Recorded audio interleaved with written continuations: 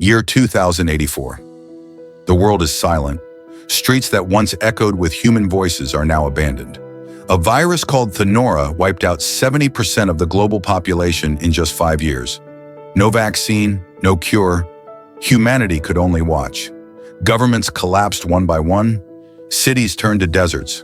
Corpses were left on the roads, never even making it to the ground. The International Galactic Relocation Program, IGRP, declared migration to Mars as the only salvation. These are the final months. Hope no longer finds its way into anyone's heart. Arden, 40 years old, is a former construction engineer, a strong and determined survivor, yet deeply broken inside. He's trying to get his family to the last remaining evacuation ship. There is nothing left to return to. Julia, 35, married to Arden, was once a doctor. Now her sole purpose is to keep her daughter and husband alive, though she has nightmares about Mars every night. Ellie, 8, the daughter of Arden and Julia, is a little girl who grew up surrounded by loss, yet still has stars in her eyes. She asks if she'll have friends on Mars, but in truth, everyone is simply walking into the unknown. When the Horizon 9 ship departed Earth's orbit, Arden Miles was pressed against the window, staring at the red star. Mars, humanity's last hope. Inside the ship, a metallic hum echoed as Julia tried to lull their daughter, Ellie, to sleep. The girl's eyes were still red. She was exhausted from one fever spike after another. The journey wasn't just a physical trial, it was an emotional collapse. The voyage lasted longer than expected. During the months of space travel, people grew alienated from one another. Resources on board were limited. Water and food rations decreased by the day. Some passengers began to break down psychologically.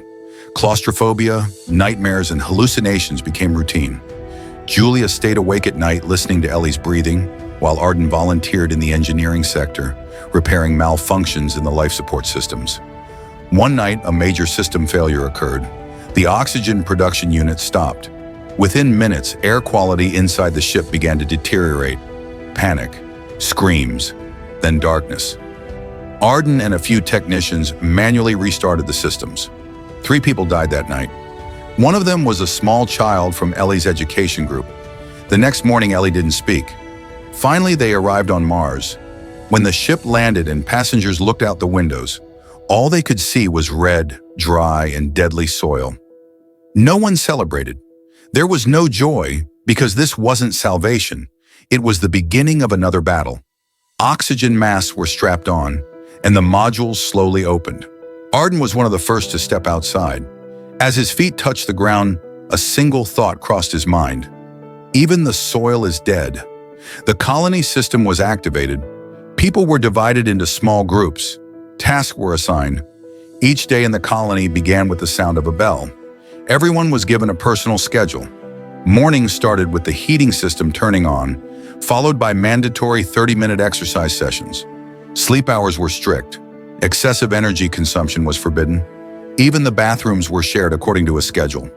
This tight discipline was essential to survive on Mars, but it also chipped away at each person's sense of individual freedom, little by little, every day.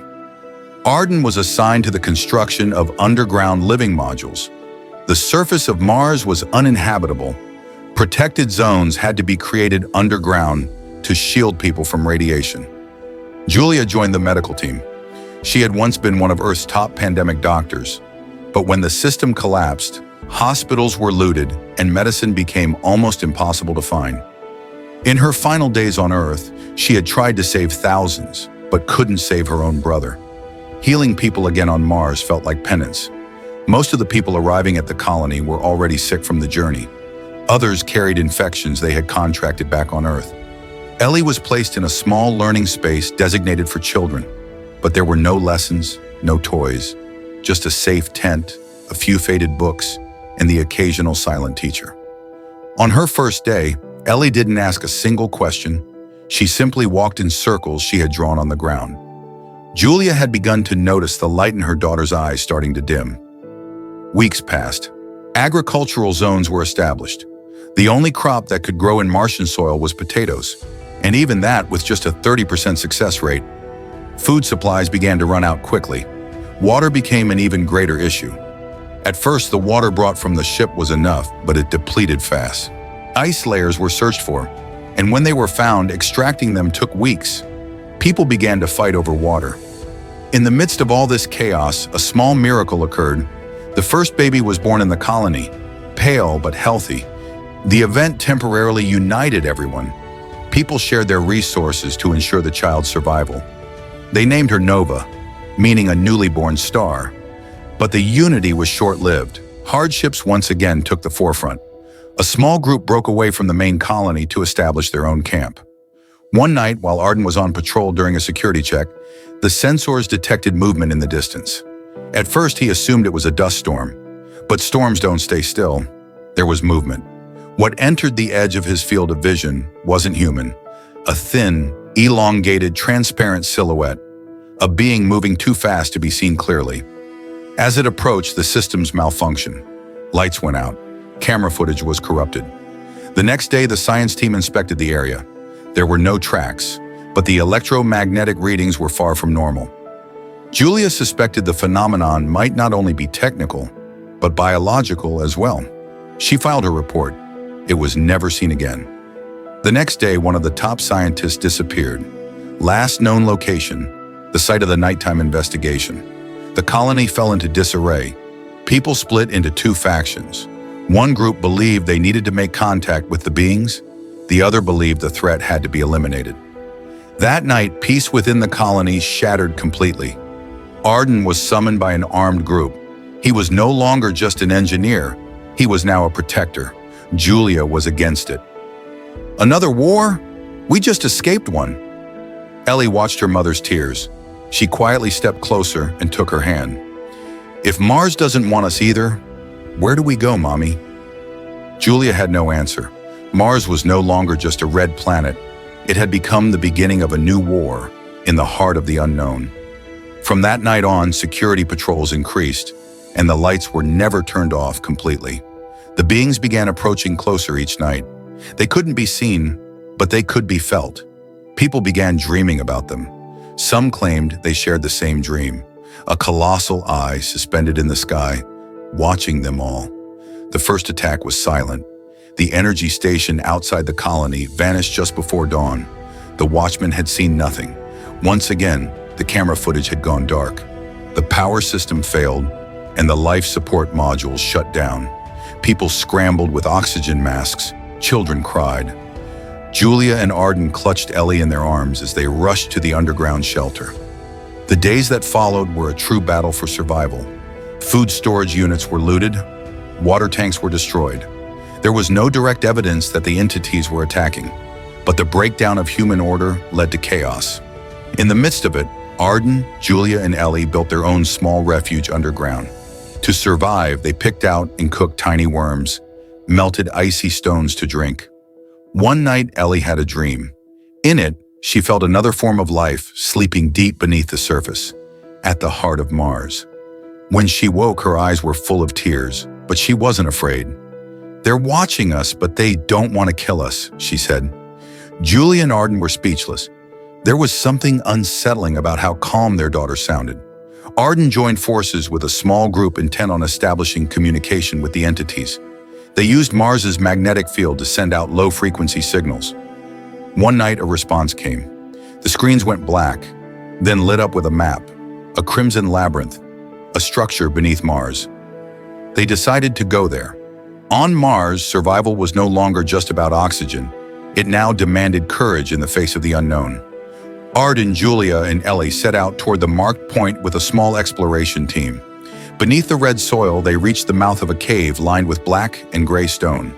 As they stepped inside, they were met with a series of narrow tunnels stretching like a labyrinth. With every step, the air grew thicker, the silence more crushing. As they ventured deeper into the maze, they began to notice geometric patterns etched into the stone walls. Patterns far too deliberate to be natural. Some of the stones even pulsed faintly when touched, reacting almost like they were alive. Eventually, they entered a chamber. In its center stood a massive crystallized sphere. It shimmered faintly, warping the air around it. Without hesitation, Ellie stepped closer to the orb. One of the team members hesitated before speaking. This This isn't just an energy source. It could be a memory. Indeed, the crystal appeared to be a kind of mental archive, a relic left behind by Mars's former inhabitants. Perhaps they had preserved their knowledge and memories, not for defense, but as a gift, a mirror for those who would come after. For the first time, humanity stood before something from which they could truly learn. Then the sphere lit up, and everyone was struck by a shared vision. Mars, thousands of years ago, lush, green, and alive, and the beings who now watched from the shadows. They had once been its guardians. They didn't want to destroy humanity, but they had sensed the same self-destructive chaos within humans that had once destroyed Mars. This was a test, a trial of spirit. In Arden's vision, he saw one possible future, total collapse. But there was another. Unity, sharing, resistance. The choice was theirs. At that moment, dark silhouettes began to emerge from the walls of the labyrinth. They didn't approach the group, they just watched them. Julia glanced at Arden in fear, but Ellie remained calm. "They're watching us because they're expecting something from us," she said. Arden approached the crystal sphere, placing his hand on it. His heart was racing, but he didn't pull away. Suddenly, cracks began to form in the ground beneath them. The entire team ran out. As they fled, the crystal room collapsed behind them. When they reached the surface, a massive light ring appeared in the sky. Mars' atmosphere softened for the first time. The oxygen level instantly increased. People, in shock, removed their masks and took deep breaths. After that event, the colony began to reshape itself. The attacks stopped. The beings didn't appear again. But everyone knew this was just a warning. Mars had given humanity a second chance, but they had to earn it. Arden, Julia, and Ellie stood on a hill, gazing at the horizon. Ellie quietly spoke. "Mars listened to us. Now we need to listen to it." And thus humanity on Mars began to learn not just how to survive, but how to understand. When they returned to the surface, the entire colony had gathered. The experience that still lingered in Arden, Julia, and Ellie's eyes was translated into words. Arden began to speak. There at the heart of Mars, there was a voice. It wasn't a warning, but more like advice. They hadn't come to fight us. They were just there to make us face ourselves. Julia continued. When we tried to harm them, they withdrew. But they weren't afraid. They just waited. They wanted to see what we would decide. And Ellie? Ellie made first contact with them. In that moment, the spirit of Mars spoke to us. It told us what it wanted. Unity, balance, respect. Ellie quietly nodded and added, "If we want to possess Mars, we must first make peace with it." After these words, a deep silence fell over the colony. No one objected, because everyone had felt the same. This struggle wasn't against Mars, but against the stranger within themselves. In the following days, the Colony Council was reestablished. Groups were united, and resources were managed through shared ownership. Weapons were laid down. People began to trust one another once again.